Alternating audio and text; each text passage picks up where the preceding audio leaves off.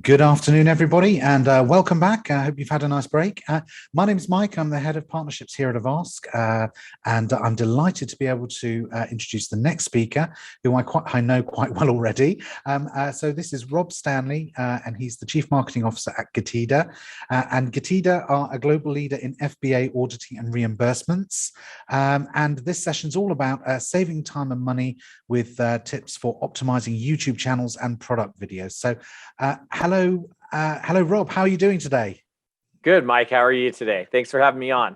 It's no problems at all. I understand it's quite early where you are at the moment. It is still dark outside, but I'm glad everybody could join in. We're going to have some great information that should help a lot of sellers in the e-commerce community. Oh, I'm delighted to hear that. And so, yes, do please start. So tell us, how do you use YouTube and influence to promote your products? Yeah, absolutely. So we are going to talk today about how to use YouTube and influencers to promote your products. It is a very big topic. Feel free to ask any questions as we go. Mike will try to stop me and we'll try to answer them as we go, because I know it's really important to stop on certain slides that you have more information or want to know more information about. So we're going to jump in a little bit about myself, just so you kind of understand. Like Mike said, I am Chief Marketing Officer for Getida. A lot of people do know that I work kind of on the back end, on the provider side. So a lot of people are like, well, how is he an expert, or what does he know about YouTube? So just to give you a quick background, I started in YouTube back in 2007. A lot of people don't know this, actually. And I was the first person to post a take apart of the iPhone on YouTube, first person ever. So just to get that clear. And also my YouTube channel was generating over 6 figures a month in sales from YouTube by driving people to my website to buy products from the videos I was posting, and with some SEO optimization. I've been YouTube certified for quite a few years since they've offered the certification. And when I sold my company, which also included the YouTube channel, I had over 48 million views on my YouTube channel. That's quite a few views. So I know a few things about YouTube. So let's get into it. Let's talk a little bit about the pros and cons when it comes to influencers. So with influencers, the pros could be things like, reaching a relevant audience. So, if there's something specific or a specific niche that you sell your products in, you could maybe reach out to another audience that maybe you haven't been a part of, or they're not exposed to you or your product. You could build trust and credibility with some of these influencers. You can extend your brand reach, which I kind of just talked about a little bit a second ago, with basically maybe an audience that you haven't been, shown to yet, or not aware of your products. Increase sales and help with a product launch. So if you're trying to get a new product off the ground, sometimes these influencers can help kind of get those sales going. It could also save time and be less expensive by using versus some of the other methods for launching products. Some of the cons are issues you can run into. If you use the wrong influencer, it can really harm your brand or product. What I kind of mean by that is that if you get the wrong influencer on there that isn't quite in depth with how your product features are, and they say wrong information about it, that really can kind of hurt your brand if they're not fully aware of your product or brand. So mistakes can cost your brand money. I kind of just gave an example right there. If they're not giving out the right information, or maybe they say something incorrectly about a feature it has, but it doesn't, people might buy it, then end up returning it. And sometimes it's also hard to measure results from some of these. Probably on some of, like YouTube could be a little more easy to measure results, but things like TikTok or Instagram could be a little harder. And then sometimes it's high risk. You give money to these influencers, they put up a video and nothing happens. You're losing money, and it's a bit of a risk. So let's talk a little bit about the YouTube channel optimization. We're going to talk about the actual channel. We'll get into videos, then we'll talk a bit more about influencers. On the channel optimization, you're going to see a few slides that I have that you probably aren't too familiar with if you're using YouTube already. And that is because I use a company called TubeBuddy, and that basically helps me optimize my videos. And I didn't want to throw you guys off with some of the video images I have, so I will mention those. TubeBuddy's really great for helping. They have a free, so start off with their free one there, and maybe you can go from there. So let's talk a little bit about, a lot of people are not aware that when you reach over 100 subscribers or 100 plus subscribers on your YouTube channel, that you could get what's called, kind of like a vanity URL. So you'll notice on the left at the top, it's kind of a bunch of numbers and letters, and it's funky, and who knows how to remember all that. So whereas when you get 100 people on your channel subscribing, you can change it to something like youtube.com/c/Gatita. And what that also does is it helps helps Google search recognize that that's your YouTube channel. So when you search Gatita, you'll actually see that our YouTube channel shows up in the search because we have a vanity URL. So that's something that's pretty cool and something you want to strive for. Let's talk a bit about channel header. So this is when you get to a YouTube channel, they have a header at the top. These headers can be used for something simple like your logo, like Disney did here at the bottom. That's great, but I think I would prefer something like what GoPro has done. And they're using their header to basically have like a call to action, talk about their product, maybe a special they're having, telling people to go to GoPro.com, level up your battery for free. So they're telling you, hey, you get an SD card, you get a battery, and here's our new product. So it's kind of a good way to use your header as almost like a promotional tool or advertisement for your product or for your brand. So it's something to think about. And then one thing I'm going to mention, just the sizing, and I don't mean to go into sizing too much, but 2560 by 1440 pixels. Now, what people don't understand, let's go to this next slide, is that YouTube is viewed on so many different formats. We're also used to the phone or like a desktop or laptop to view it, but you got to remember that some of these TVs are now smart, or they have built-in almost like OSs or operating systems, and they're able to see YouTube also. So what you need to do is work off of a free template like this when you're building your header. Of course, concentrate in the center and work your way out, the center being the text and logo safe area. That's going to be your phone and your laptops. And then, of course, as you can see, it goes to tablets, desktops, and TVs. So don't take advantage of that extra space is what I mean. So I didn't mean to say don't take advantage of the extra space. So Rob, can I just ask a quick question? So does that mean the Google channel will automatically responsively shape and fit the content dynamically? Absolutely. Yes. Yeah, it is dynamic. And depending on the device you're using, it will automatically adjust to the shape. I would obviously concentrate more on that center area because most of what's going to view it is going to be a phone or a laptop, desktop. And what I usually have done is in the TV area, I put more kind of like a background image, which you never really see if you're on a desktop. So yeah, that's one way to kind of still use up the space, but still take advantage of it. So perfect. Thanks. You got it. You got it. So let's talk a little bit about channel trailers. So just a brief of what a channel trailer is. If you ever gone to anybody's YouTube channel and a video starts playing immediately, or you see a video there and it's kind of like the first sort of video that represents you or that you can click on and start watching, that's called a channel trailer. Now, in the older days meaning not too long ago, it used to be really, YouTube used to recommend for people to use that channel trailer to tell you about what the channel is about. So, GoPro could be telling you like, hey, we sell all these cameras. Our channel is going to be about people using our cameras and video and action sequences. That's not relevant anymore. So what you want to do is you take your most viewed video, the one that people are watching the most, and those stats are available on YouTube, and make that your main channel video. Now, if you're just starting, just putting any video there is fine. That's fine. Any video that you have that you're getting started with, just go ahead and put it there. And then as you build up people watching, you can change that out to one that more people are watching. The whole idea being that if it's a very popular video and people are watching it, when they come to your channel, hopefully they'll watch it, they'll want to subscribe and be a part of what you've got going on with your product or your brand. This is a little tip. If you noticed a little bit back a little further, we're talking about channel headers. So there's a way to kind of utilize channel headers correctly and the way to do it incorrectly. So unfortunately, GoPro, they're a great company, but they need a little help. And the reason being, if you notice on the left, and I had to zoom this way in, so my apologies that it's a little blurry.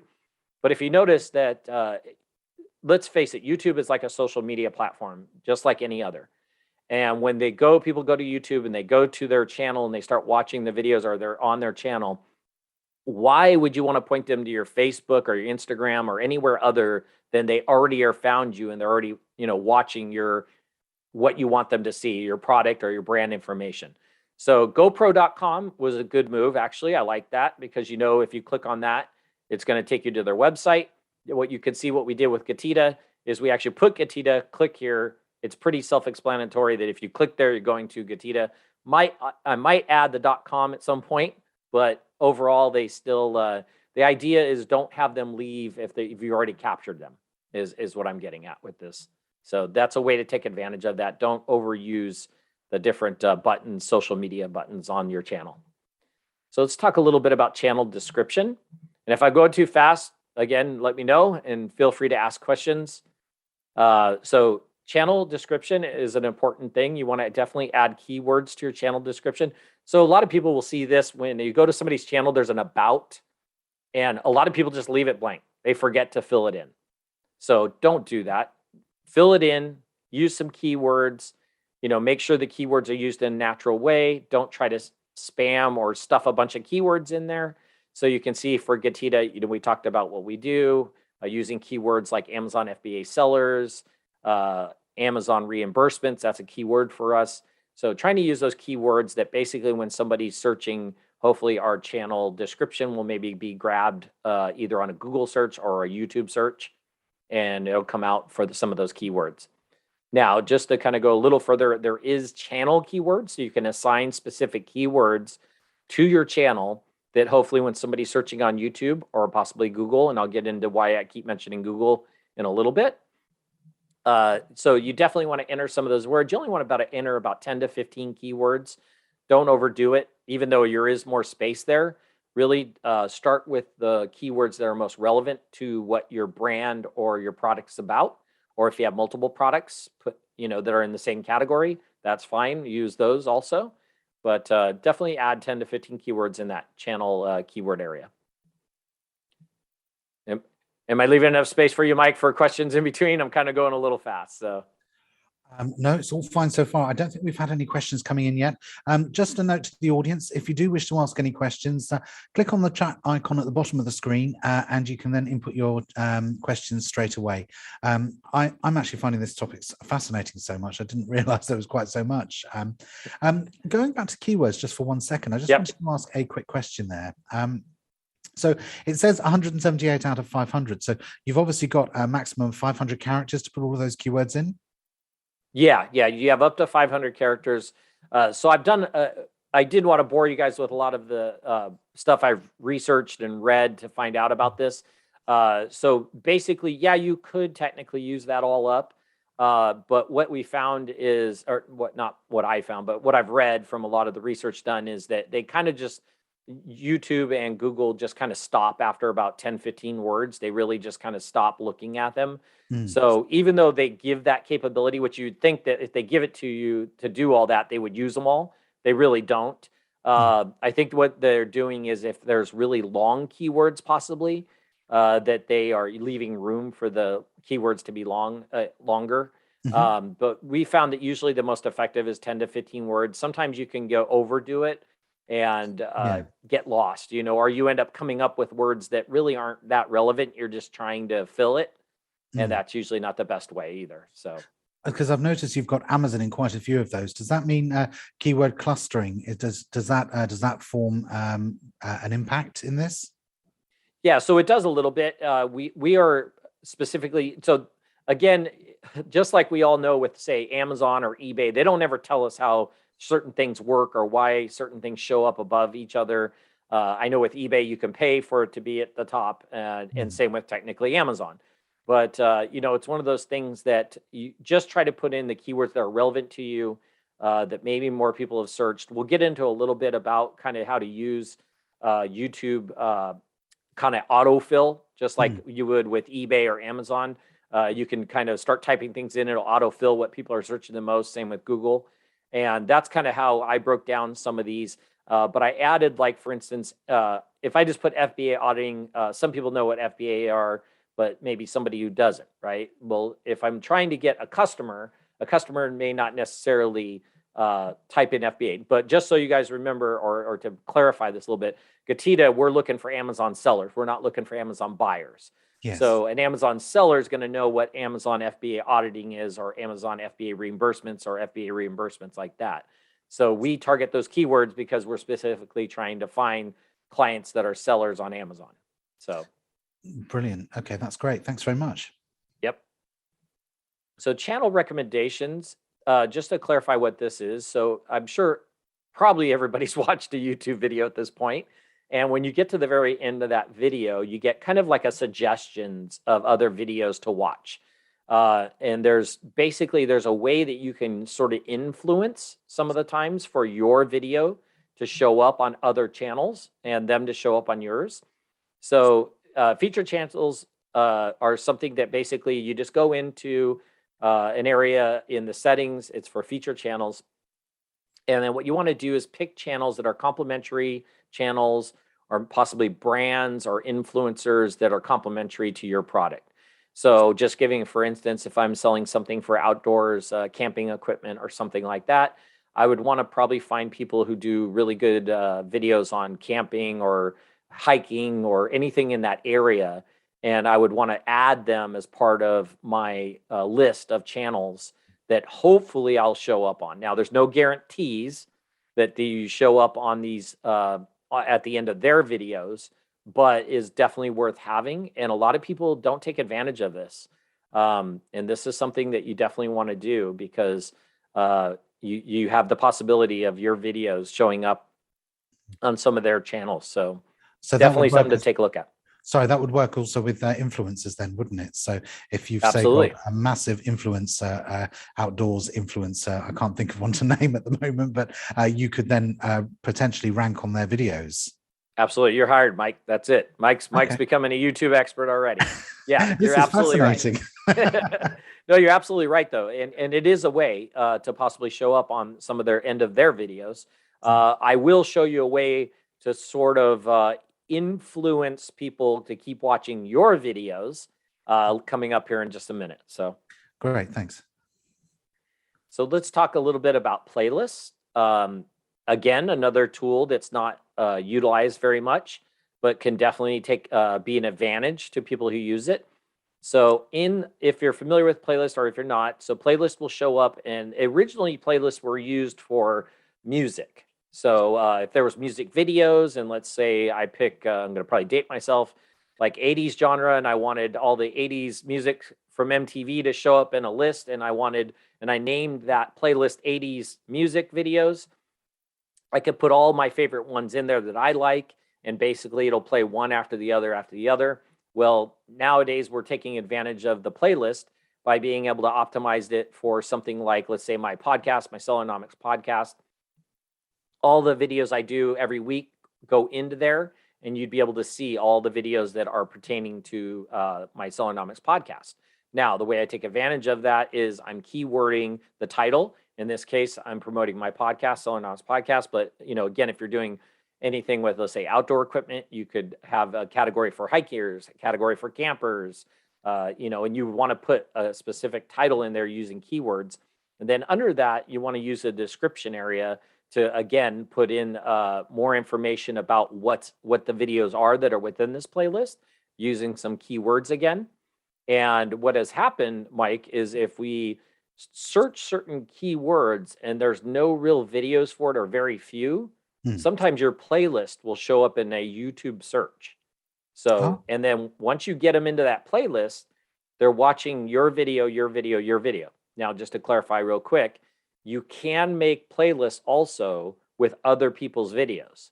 So you don't own them, but you're kind of like borrowing them or putting them into your playlist, kind of like you would do, let's say, on a playlist for a music playlist, right? So it's the same thing. So if I have ones, let's say I have an influencer who did a video on their channel, but it's about my product, I could put their video into my playlist along with some others that I've created.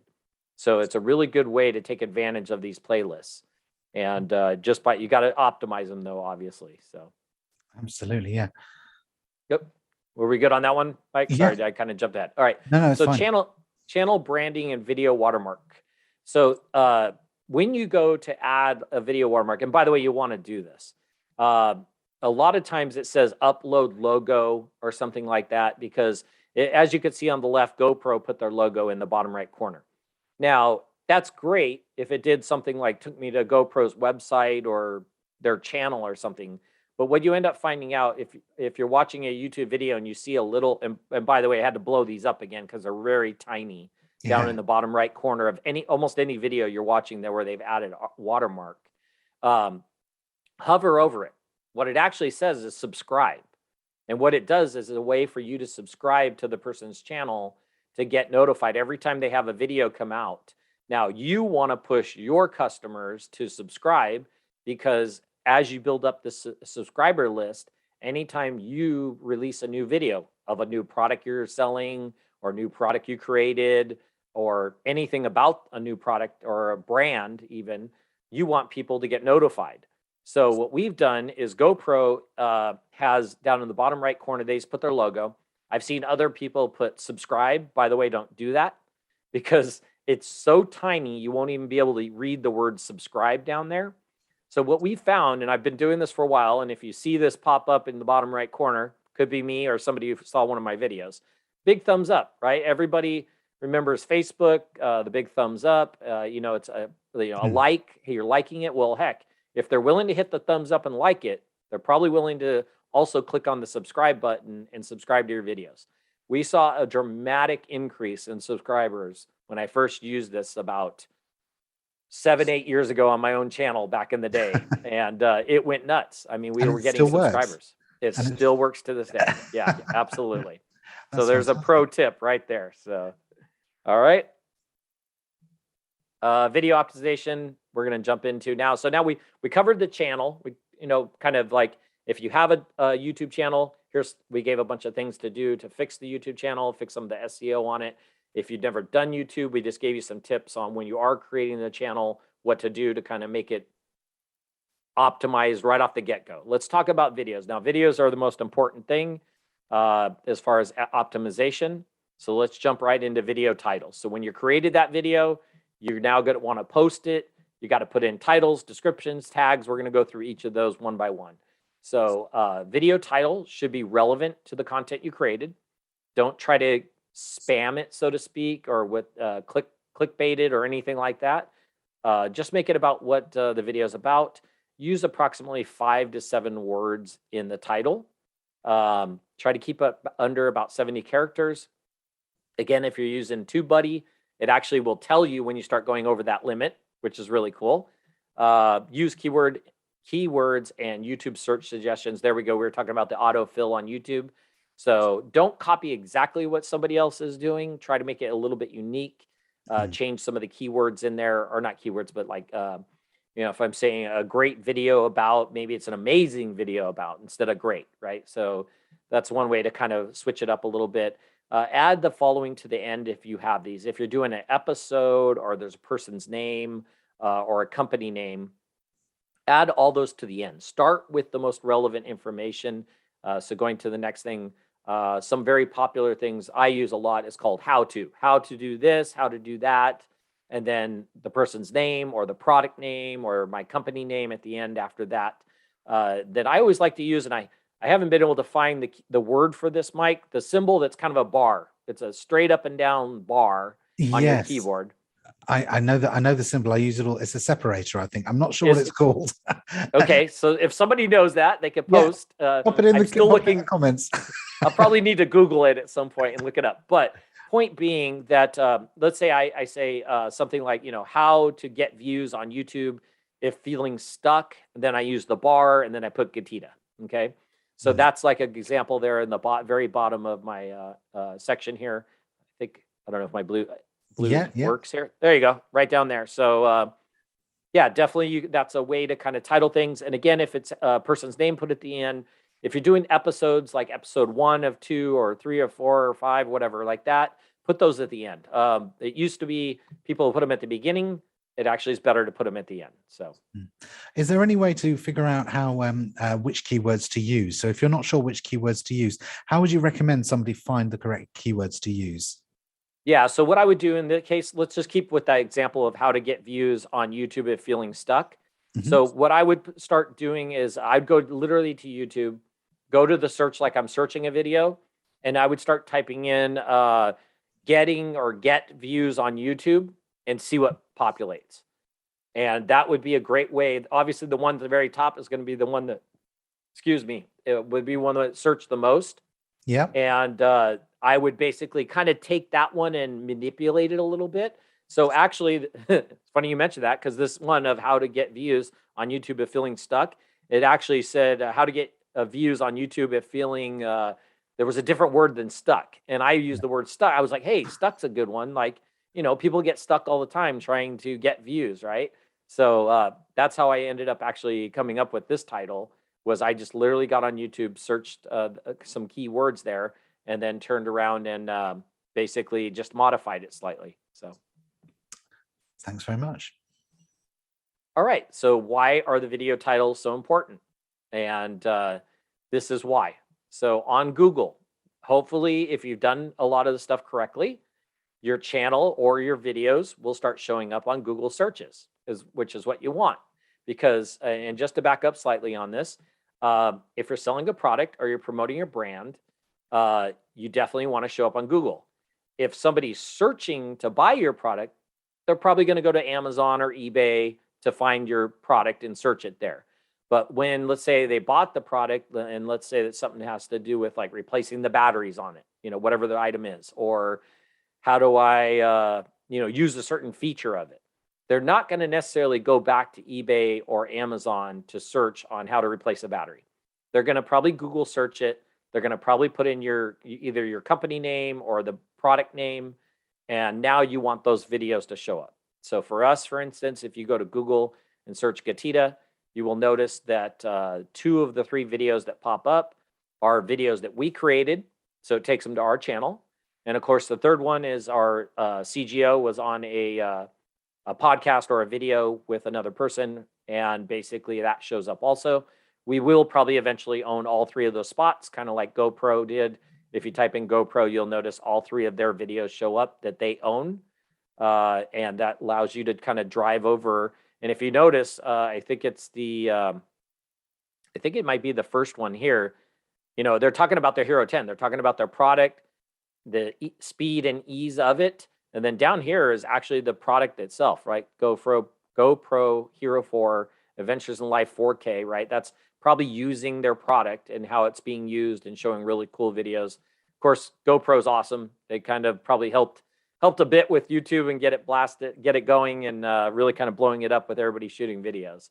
But the point being, you want your videos to show up on Google, and that's what your end goal is try to get the videos out there on Google.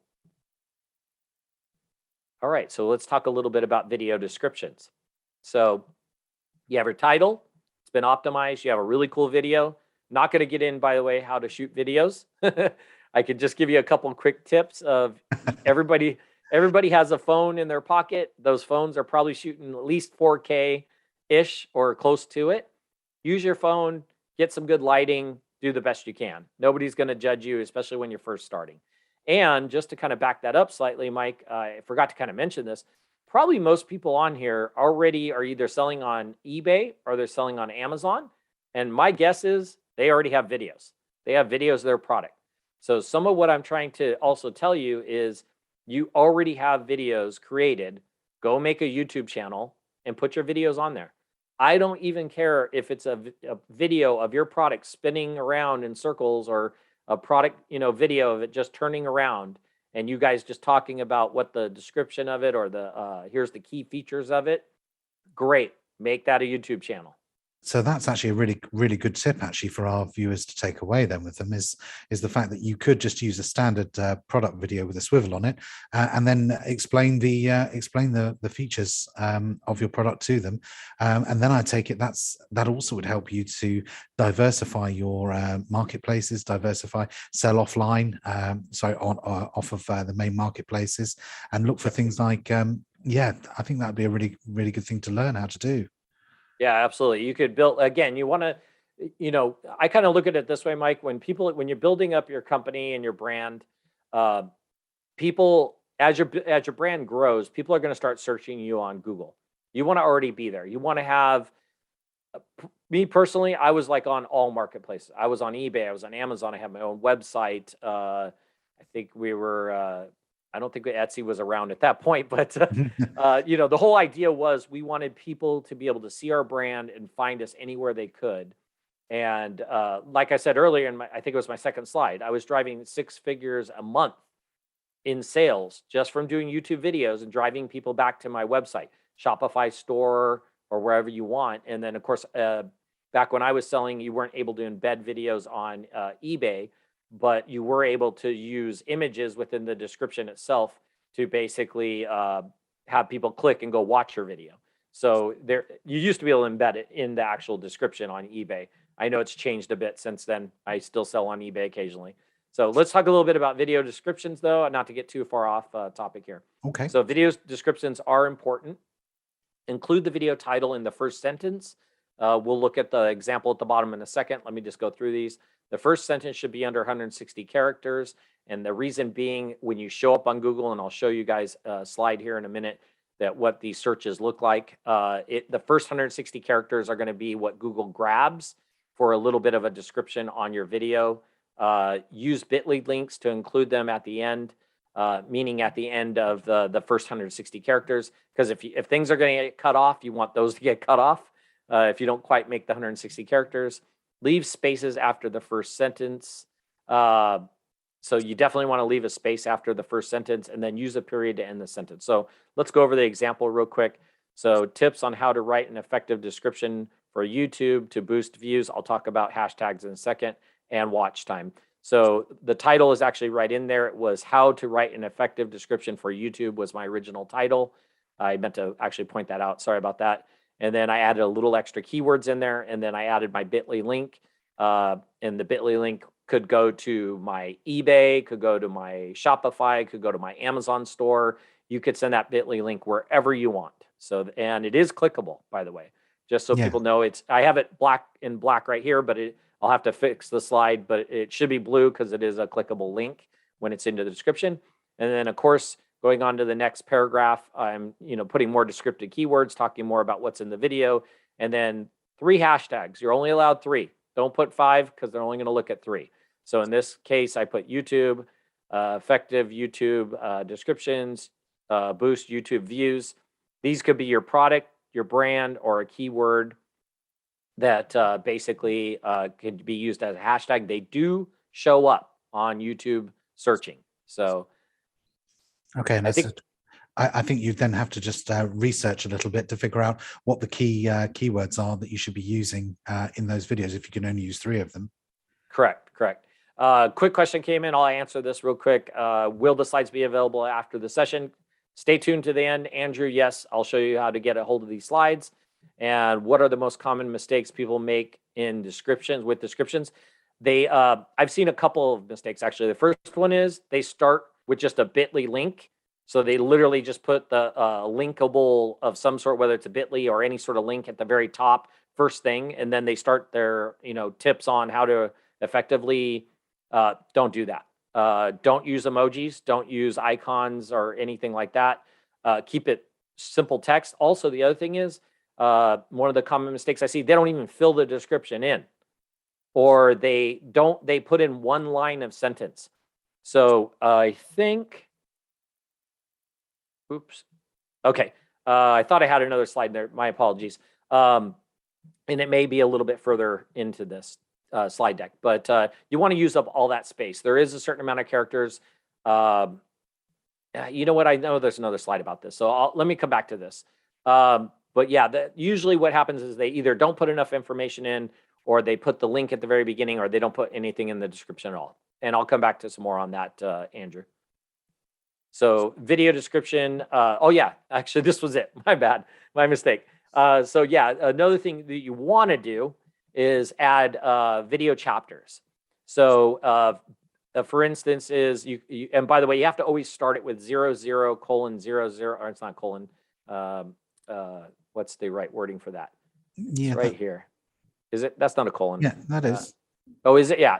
So That's you have to start all of them with that in order for it to effectively start working, and leave a space, and then introduction to, and then whatever your video title is, and then first effective tip on Amazon descriptions. So you're tagging each of the time spots for this. Now, this right here actually is an actual Google search result. So if you put in Getita, you'll probably see this, and it has the timestamps. Now, what I've done is, and this wasn't done perfectly, but FBA shipment log, inventory adjustment report, I could probably keyword these a smidge better. But also you want to remember that you're trying to say when somebody clicks that area of the video, you want that information to be about what is there. What information is there is what they're going to view. So the description area is about 5,000 characters. Use it all. This is what I was looking for. So 5,000 characters. Another common mistake is people don't use those full 5,000 characters. Of course, most important information at the top. And at the bottom, that's where you start adding social links or a link to other videos, not other people's videos, your own videos, or maybe a video that an influencer did for you. Add your brand or company information about your company and things like that. Use full URLs. This is starting to change, by the way, that I think they're starting to make clickable URLs in the description without putting in the full HTTPS. But for right now, just use that until they change it. 3 hashtags we already talked about. Avoid emojis and icons. We kind of went over this a little bit. Andrew, if I missed something, feel free to ask another question. Something happened to this slide. So anyways, we're going to talk a bit about video thumbnails. It was funny because yesterday, Mike, this slide was perfectly clear. Image size 1280 by 720 for thumbnails. Use custom thumbnails. No template thumbnails, please. And that was actually on the right. It's a little blurry, but those were actually Canva template thumbnails. Don't use them as is. There's ways to maximize the look and feel of them.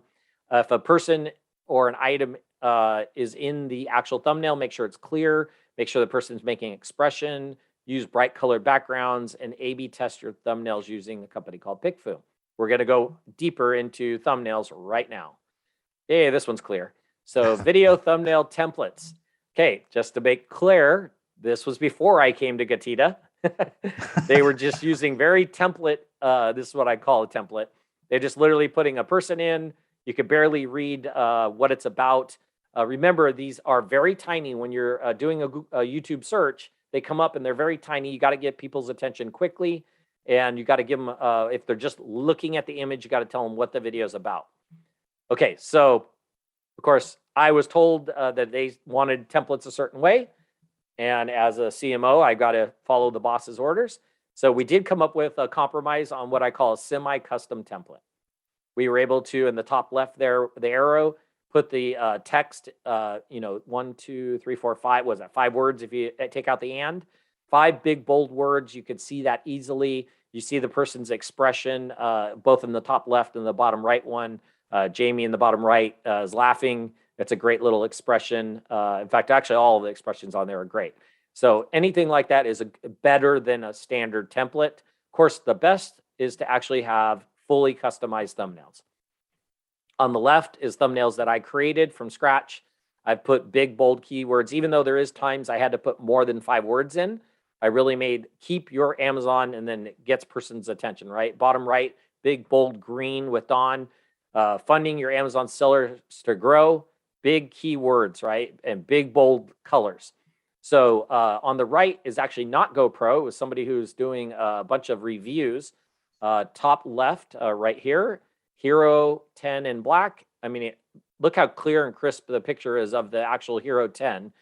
If you see that and you see Hero 10 black, the complete beginner's guide, I would have took out the complete and just put beginner's guide, right? 2 big letter or big words. It's pretty, quick to understand. Yeah, same the product itself is almost selling itself there because you can see it so clearly. Absolutely. And Shimano down here, I probably would have made these a little bigger, but great use of the actual product. You can, anybody who's familiar with that or looking for that, they're going to probably recognize that picture and be like, I know what that product is, and I want to learn more about it. Or your own wind tunnels. I mean, heck, 4 words, big, bright, and you can see very visual what they're doing might be of interest. So I think some of these are really good. GoPro Hero 10, 16 new things to know. I would have just put what to know, in big, bold letters, but it's still, these are great for products. The thing that actually gets me immediately jumps out is the lime green, that really bright lime green. It just jumps out, and that focuses me straight on that one example. It's very, very, very clear. And that's great marketing to actually be able to see that, and it really stands out. So roughly, I mean, how long do you think you've got to connect connect with somebody. I mean, if you're seconds, yes. Yeah, because people are scrolling down, right? So I'm glad you mentioned that, Mike. We're going to do a little test, and Mike's going to be my main person. So I did a YouTube search for custom thumbnails. That's all I put in the YouTube search.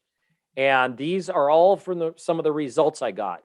What do you think was the one that came up at the very top with the most views that people clicked on the most? What's your guess, Mike? Okay. Well, I don't think it's going to be A or D, because that just looks confusing to me. I agree. It's either going to be C or B, and I'm leaning towards B because it's a lot clearer than C. You're right on target there, Mike. Good job. Oh.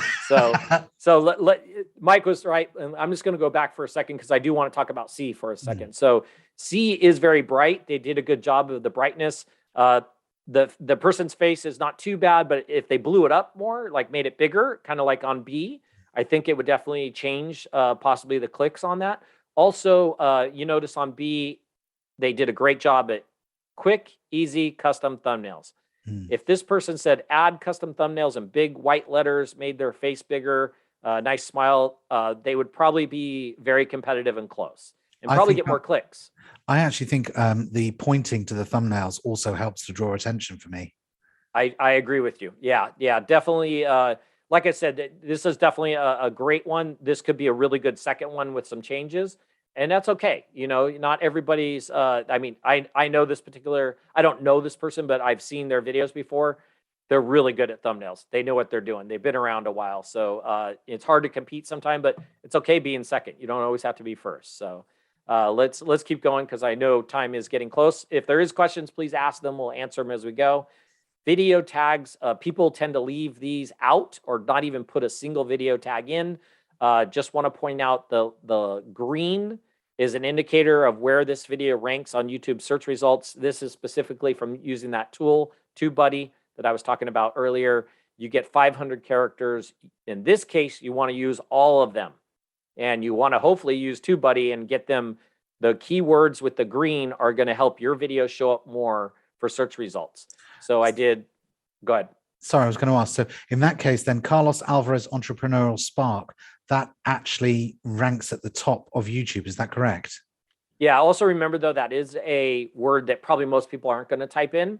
It's just me taking advantage of using my title, using, they were on Prime Talk, which is Yoni's podcast. And then Yoni is of course the host of the podcast. Carlos Alvarez's name is already in there. If for some reason it was a different title, I would probably take out Yoni and put Carlos Alvarez being he's the guest. Yoni's obviously it's his podcast, so it's going to be on every time. Oh, somebody's asking about Video Link. We'll get to that in 1 second. The Entrepreneurial Spark. So yeah, you want to, for instance, Carlos Alvarez, Amazon seller, ranks 7th. So that was one that people will probably put in if they're looking for information about Carlos Alvarez. That's a good one. So you want to use the tool. Think of keywords that are in the title, have to do with your product, possibly in the description. And then of course, YouTube or TubeBuddy will actually rank them for you. And they'll even auto rank them so you can put the best ones at the top. So just real quickly, talking about subtitles and closed captions. Captions videos bring in about 7% more views. If you use the auto-generated ones, make sure you edit them. And the captions also help increase comprehension of the content. If you don't have time, I would just maybe do captions for your top 10 videos. And if you really, really don't have time, you can always check with Fiverr or a company called rev.com that you can pay for somebody to go do closed captions for your videos. They do make a difference. Sometimes we watch videos on our phone and the sound is off. So those captions up on the screen, they can read what's happening in the video as they're watching it. So I could have swore I had, if I don't have the slide in here regarding video length, I think it's the next slide actually. Okay. End screen. So end screens are something you definitely want to do. We talked about other people's videos showing up at the very end. Well, there's a way to kind of cut that off slightly and put your own end screen with your own video. So GoPro did a great job here. When you get to the end, they have an area to subscribe. They also put in 2 of their very popular videos here to keep you watching their videos, keep you thinking about their content and their products. Here at Getita, we did the same thing. At my Sellernomics podcast, we have one that still has the promotional offer. And these are 2 clickable videos that will keep you within our framework of Getita and watching our videos. Length. So we have about 5 minutes here. We're almost towards the end. Total video length. Research has shown that the top videos are just under 15 minutes. Don't use any filler to basically try to get to that 15-minute time frame. Definitely try to just make good quality content. And if it happens to fall within that 15 minutes, if you go 30 minutes of really good content, somebody's going to still stick around and watch it. But if you're looking for shorter videos, there you go. There's some time lengths. Intros are key. Don't make too long of an intro. You're going to lose people. I have seen one thing, Mike, that people will jump on and say, hey, we're going to show you today on how to optimize your YouTube videos. And then they'll cut from there and go to their intro, which could be a little bit longer because now you already told everybody what it's about. So you're hopefully getting them to stay. And then, of course, you jump right into the content right after that. So that's a tip. Pro tip. Of course, when you put your videos up on YouTube, share them on all your social media, your websites, anywhere you can. Find people that write blogs about the industry you're in or the category you're selling in and send them and say, hey, I just released this new video on this product or that product. A lot of times they will do it for free. We used to do that back in the day and get free media. They would repost our videos and we'd get basically free views out of it, or people would learn more about us. So viewer comments and replies. So basically anytime somebody actually replies to your video, you want to reply back and always be sure to add a bit.ly link to the product, the description, your website, and it is clickable, by the way. So definitely reply and definitely add in a bit.ly link. And then, of course, one thing I would recommend is change in your settings to turn off or hold all comments for you to approve.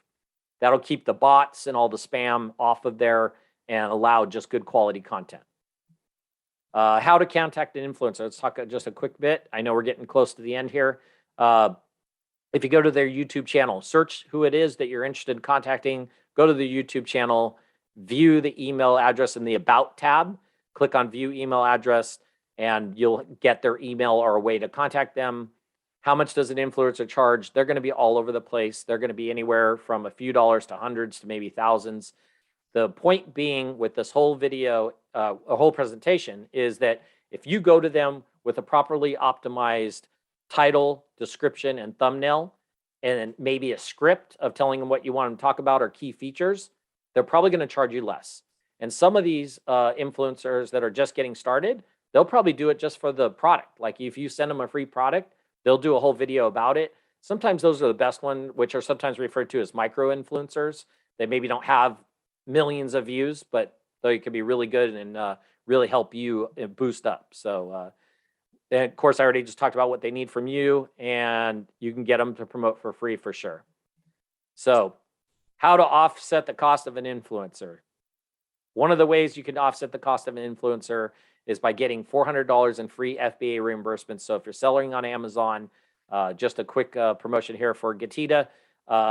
If you're selling on Amazon, you may not be aware that Amazon's terms of service requires you to go get a refund for issues like if you ship in 1,000 units to the warehouse and only 990 show up, you have to audit Amazon to be able to get reimbursed for it. And of course, you actually get reimbursed at full retail price. There's another pro tip for you. And we're going to give you the first $400 with no fees, no long-term commitment. We're a pay per performance company, meaning we only take a small percentage when we actually get you money back. And of course, you can use promo code TB400 or go getita.com/Tambe. And thank you for everybody. And if there's any questions, I'm more than happy to answer that. And if you need to download the presentation, there's a link right there for the person asking. Getita.com/YT will get you a download of my presentation. And of course, you can email me if you have any questions after this. And any questions come up, Mike? Or do you have any questions? No, I think that's all absolutely fine. Thank you so much for your time today, Rob. That's been absolutely amazing. I mean, I've taken a lot out of this session. There's so much information, and getting to know YouTube is going to be, I think, another full-time job. It can be. It can be. And again, you know, if any questions do come up after, my email's right there. Feel free to email me. I'll do the best to try to answer them in a timely manner. I do have quite a few trips, business trips coming up, but I'll definitely do my best. And then, of course, the presentation there. And by the way, if downloading the presentation at getiva.com/YouTube, I also have some bonus things in there, Mike. And I meant to actually send those to you.